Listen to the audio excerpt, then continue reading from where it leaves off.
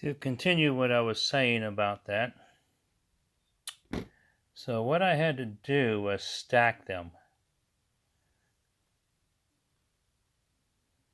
I stacked them, then I put them in the vise, and this did two things. It allowed me to grind the top one down and shorten the bolt so that it would tighten up in place.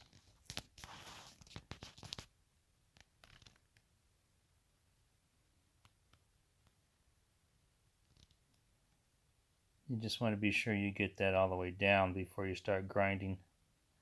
You want to hold that top one in place so that it will grind it down and the bolt.